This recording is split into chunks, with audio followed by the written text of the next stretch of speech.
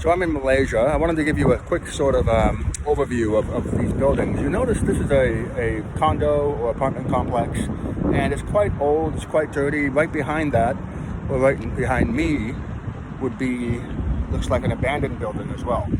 And you ask perhaps, why don't we see this more often in California, in the San Francisco Bay Area? And, the lesson here is that, behind every blessing is a curse, and behind every curse is a blessing. California has lots of earthquakes, so they can't afford, literally, to, just for public safety reasons and financial reasons, just to leave a building abandoned or unoccupied for a long time. It would have to be, raised, and also there's a lot of demand as well from overseas.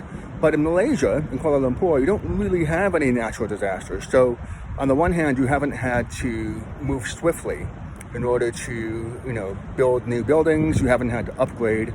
And certainly the incremental knowledge that allows a very sturdy building to be built in California just doesn't really exist here for two reasons. Number one, a lot of these apartment owners, because of the Malaysian currency declining, they're not in the mood to, sort of suddenly make investments, but also they rely on small businesses. If you look at any of these hotels, well, the ones that I stay at that are under, $50 a night, you've got this really built, sinewy, handyman that's out there painting, doing everything, and that's who they rely on. It's the sort of classical definition of a small business doing what a small business would do.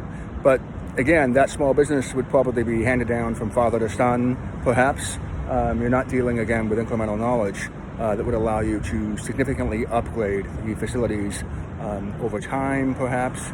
And again, you're dealing with a situation where, you can just keep things as is. There's nothing really that would necessitate a massive upgrade, such as a natural disaster.